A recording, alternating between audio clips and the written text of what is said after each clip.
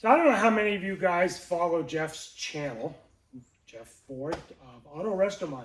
Now I don't know how many of you guys follow his channel, but Jeff is producing some really good auto content. So if you're not, head on over. Now Jeff has had this car 4 years, 5 years? Long time. Okay. Too long. I mean, not because it's just because I'd like to get it back to you complete. Yes. So, but anyway, Jeff and I have been friends for a long time. Somewhere along the line, while I'm here, I want to do a complete interview with Jeff, but that's not the point of today's video. I want to talk a little bit about the car itself. Now, if you watched this Camaro was a mystery video, I was talking about some of the stuff that I'd learned about the car from the title searches to the delivery points. And Jeff and I have talked about this car a whole lot. And frankly, we're not sure what it is. We think we know what it is, but without a bill sheet and without any access to the original information, it's all guess and by gosh for us. There are some cues or clues that the car tells us, but we're not sure. It's got some oddities for sure. I mean, I am confident in the fact that it is an RS. Yes. Because there's too many key parts that are on this car for an RS that a lot of guys miss when they're putting one together. Now, obviously, we added these mirrors a while back on an episode we did on AutoRestoMod. These wouldn't be factory on a 70. They would be factory on I think a 73 on up. So mirrors are not correct. We added that. Right. But we wanted sport mirrors on it. Correct. So there you go. Yeah. But some of the things that are on here are just odd. It's just a weird little car. If it is in fact a 350, which is where we run into problems, because right. when I got the title search done on this thing, the title search came up as an RS SS 396. There are some clues here that says it was an SS 396, but we can't get enough solid information to really believe that. Now we're going to do a quick walk around. Here's where you guys can come in. If you're Camaro experts, damn dudes, just share it with us. Don't be dickheads. I'm going to cut that. Don't be abusive. If there are things that we're missing and you want to share, I would love to hear from you in the comments, because neither one of us are Camaro experts. Jeff by definition is a Mustang expert. It's where his skill sets and it's where his experience comes from. I'm a Jeep guy, so I'm not all that familiar with the Camaros either. And both of us have done a lot of reading and a lot of research, but that doesn't make us experts. So if any of you out there know stuff as we begin to go through the car, please share it. Just share it kindly so that we can use that information to help better identify the car. So let's get started on some of the things that we know.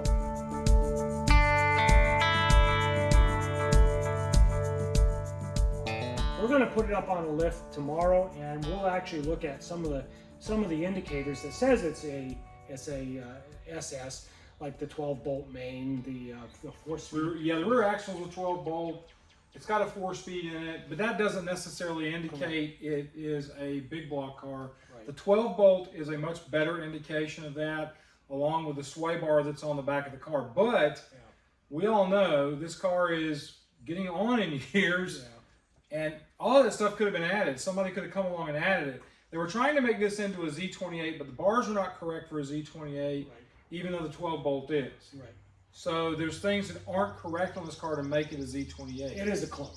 It is a clone, right, but we don't know if they took a really rare car, which would be an SS RS 396 4-speed, right, and built a Z28 clone out of that. Right. So there's things on here that just make sense for it being a big block car, but that doesn't necessarily mean it makes sense that this car is a big block. Because back in the 70s, you could actually go through the checklist. You could order whatever you want. You could order whatever you wanted.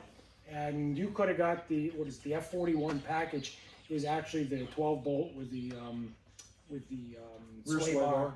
You could have ordered that, okay? But that's not on the body tag, which is what's confusing. But even more confusing is this car was built the third week that GM came back from a 6-month strike.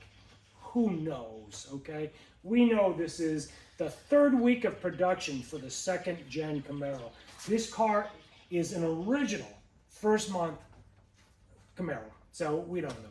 Anyway, let's take a look around. We'll walk around this thing and talk about some of the things that we know. One of the things I want to hit right off the bat, because it can be seen on this car straight up, is the fact that it has a lower trim on here.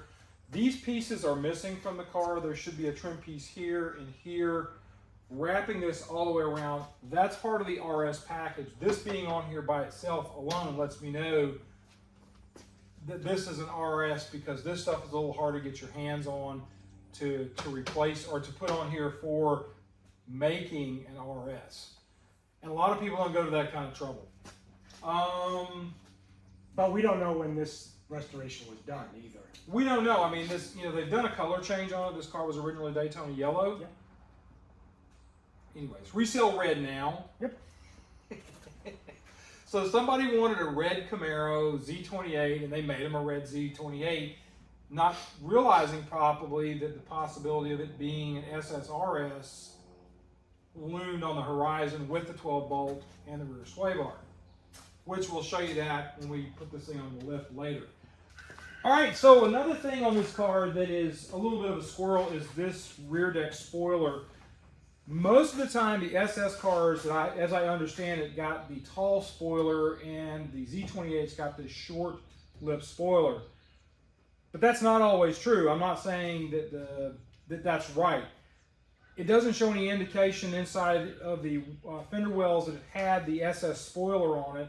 Somebody's gone in and added this one to it. Or did this car come with this rear deck spoiler? Maybe somebody saw it and bought it before when it was at the dealership. There's a couple of other things on this thing that are kind of a squirrel too. All right, this car was originally equipped with a vinyl roof. That is actually on the body buck tag. We can see that it had a vinyl roof on it. The problem you run into with these 70 Camaros is, I think up until about 74 or 73, Chevrolet was not putting an engine code in the VIN number on it. The number is actually just the number with no VIN. So there's no way to know what it had other than the fact that it was a V8. You can know that it's a 6 or an 8, but you can't know if it's a 396 or a 302 or a 350, 305. But 302 would have been Z28 and a 69. So that's just me talking. So that's another thing. This thing had a vinyl roof on it, and the roof is really solid. It's in nice shape. There's not really anything that I can see on here that makes me question, oh my gosh, we got a problem because this thing had a vinyl roof. I haven't gone in and magneted the whole roof on it, because I'll go around a lot of times and put a magnet on it on a car that's seen a vinyl roof, because sometimes that can be indicative of an issue. So this car would have originally been Daytona yellow, possibly an SSRS, with I'm guessing it would probably have been a black vinyl roof, because the interior on this car is a factory black interior. And in fact, when you look at the body tag, the code, I believe, was B. I talked about this in the mystery video, but the body tag did say this had a black vinyl top. Which I don't think you ought to put it back on there, because I think if you do the black stripes on it, like the Z28 type stripes, nobody's going to gig you for that. And it's all yellow, it'll be a bumblebee. It'll be a bumblebee indeed. Actually, I've seen pictures of these things with Z28 Daytona yellow with black stripes. Mm-hmm. It's a nice looking package. It's a lot like my 72 Mach 1. The Mach 1's got the black vinyl, or it's got the blacked out hood with the Mach 1 stripes in a bright yellow, and it's a nice looking combination. If you don't like yellow, that's your fault, not mine. And before we're done, we're going to open this up and we're going to show you the interior, which is painted Daytona yellow. Yes. So when they painted the car, they didn't even pull up the sill plate cover. They just taped around it, which was good for us because you can see that original Daytona yellow. It is yellow. It's a bright yellow. Yeah. That's where my body clips went. That's where your body clips went. So why Jeff is saying that is a couple of years ago he put in a new floor pan, which brings up this discussion. Because if this car spent a lot of time in the Northeast, because we know, and again from the mystery video, that this car was delivered in Clearwater, Florida, outside of Tampa. And we know that between 1970 and 1985, that we think it spent its time in the South in Florida. Now, why I think this is true is Jeff only had to replace this front floor pan and the toe kick plate, because if this was a true Northeast car with all of the salt, all of this would be gone. Okay, I've seen a lot of these, especially on the Camaros, because it turns into a watershed situation. The water will come and just pool up down in here.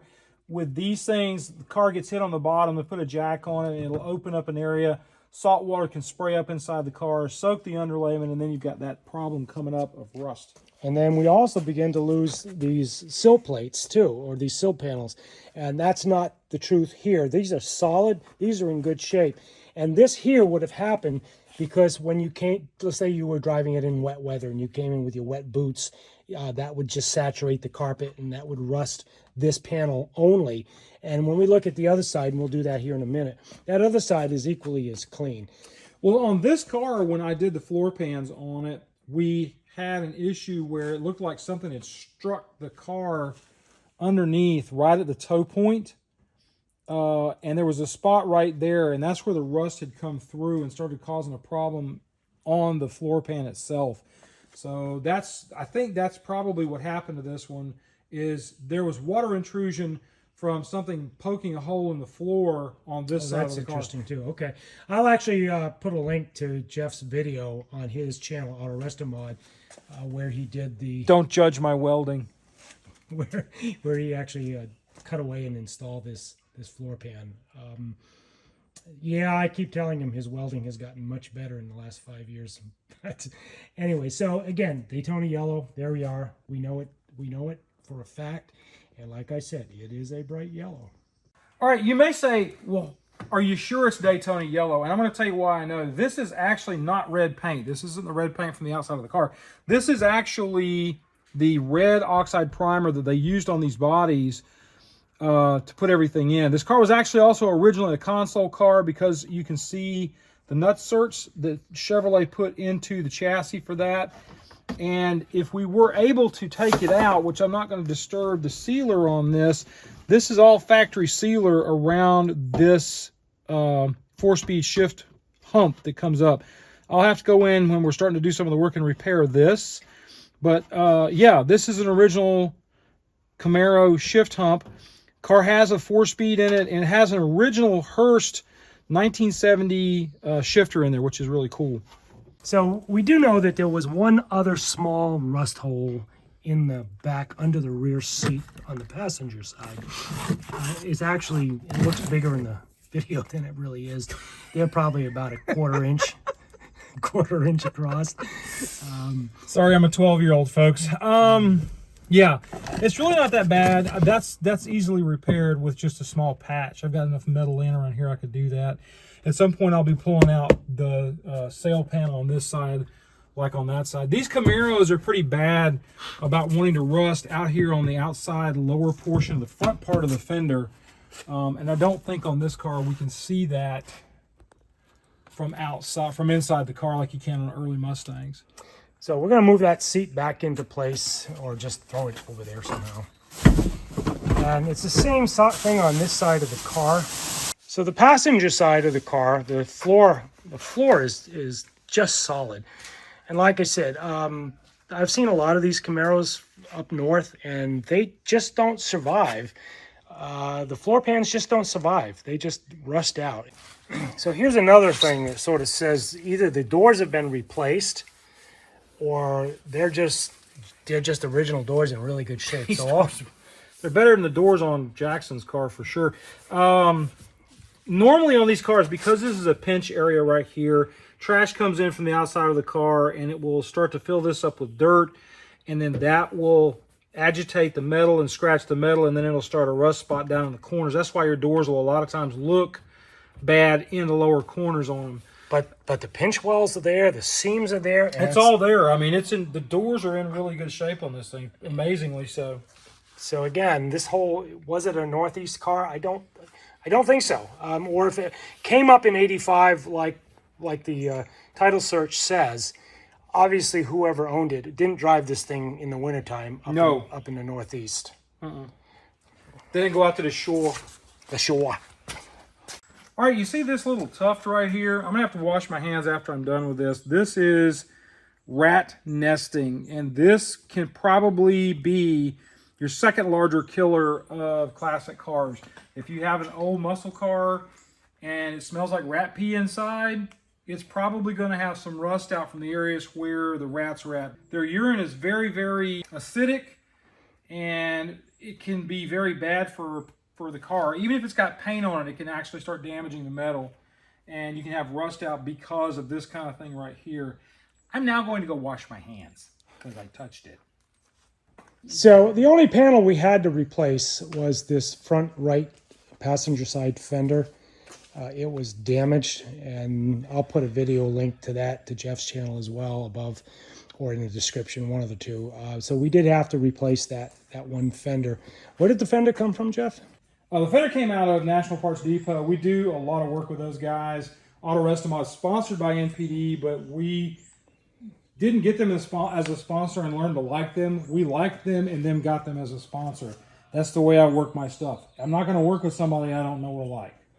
So we did have to replace that fender.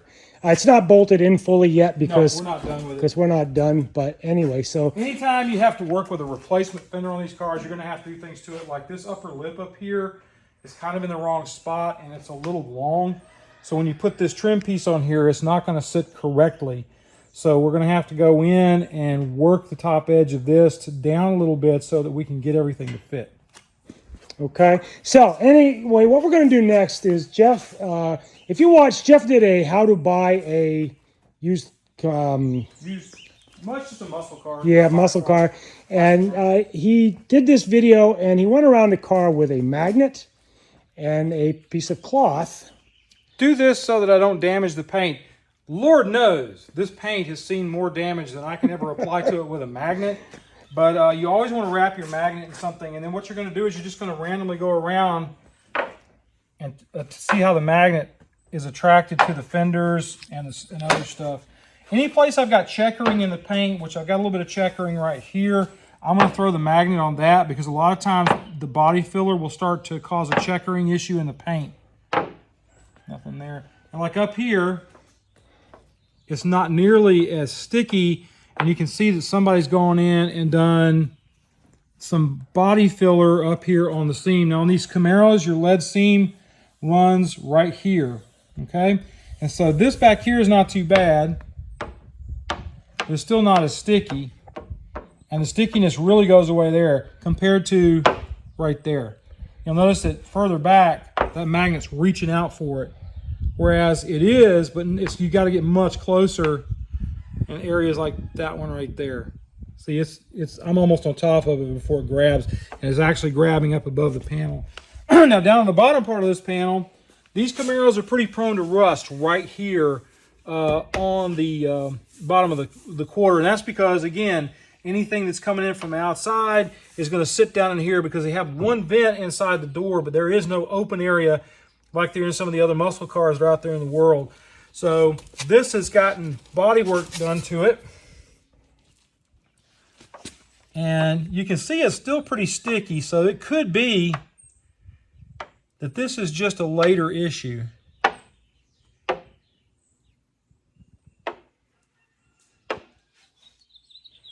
It gets really nice and strong up here. See how that,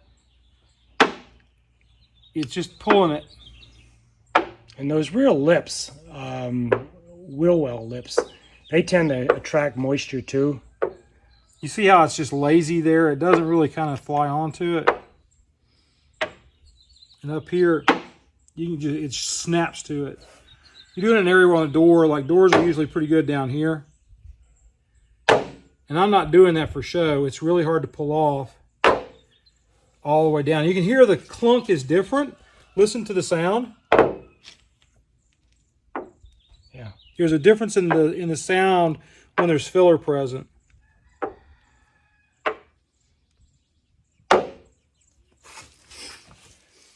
Now back here we've got some rust up high.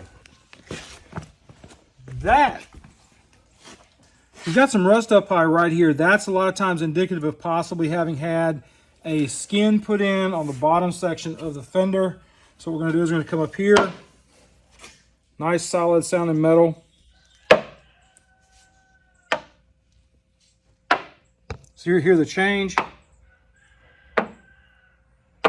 Weaker. And then probably stronger toward the bottom. Yeah. But up here, different. So if we have the keys, we would be able to open up the trunk. I don't have the keys in here. The keys are actually on the steering column, another part of the property. We could open the trunk up and look inside the trunk and see what we had going on in here by looking at the inside of the inner fenders in there to see what's going on with this possibly having a patch. That could just be body filler as well. There may have been a big dent there and they just filled it. Didn't use the right kind of body filler. Maybe it was a little wet and it's causing a problem for rust. The surface of the underlying metal is rusting. These cars can also get some rust problems up in here. And these areas around where the taillight panel and this come together, because it's just an area down in these corners that can capture water and dirt. Yeah, it looks like it's probably had skins on both. No, that's pretty good. I think it's had skins on the bottom of the doors, or bottom of the fenders. It's much stickier up here. Yeah, I think it's had skins. So it's probably been skinned maybe from like this point down. A lot of people will work their skins along that beauty line.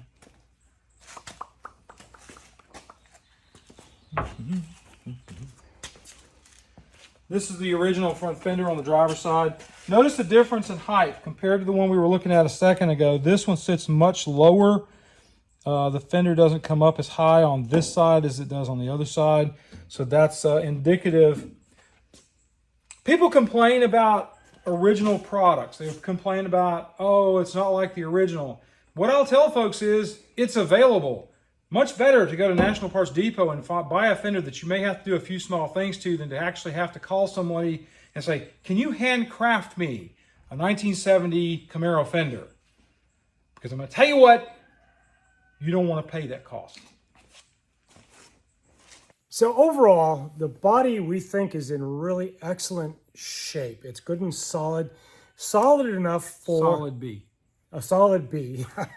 I told him I'd take a B as opposed to a C or a D, but a B I'll take because some of the things that I'm looking to do to this car is going to require that this body, this car to be in a really good, go ahead. Yeah, if you're planning on doing any kind of road racing or autocrossing on this thing, which we know you're not going to be doing a lot of that, but if you do take it out, the body needs to be as solid as you can make it just simply because you're planning on doing stuff that's going to be putting the body under stress. So, right.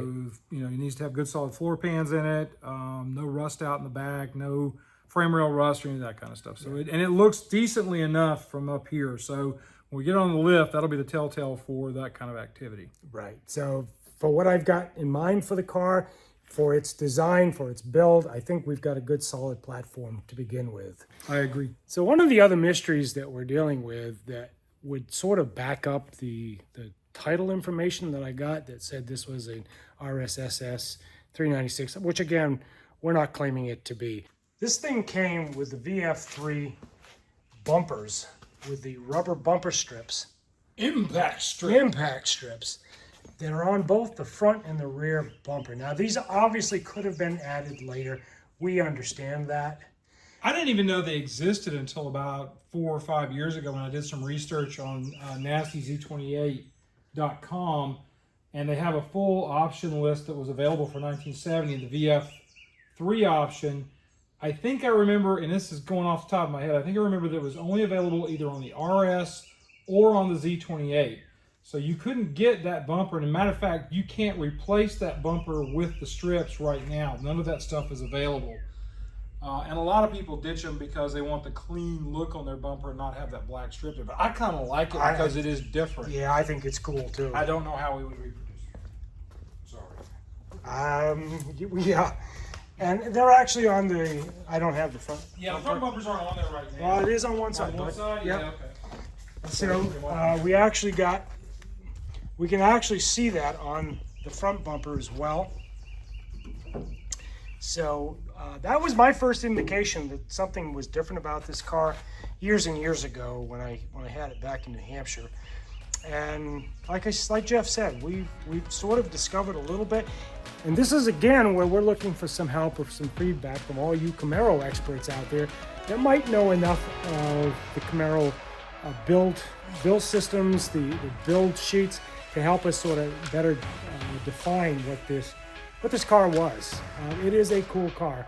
It's got a lot of cool features. We just don't quite know how to define it.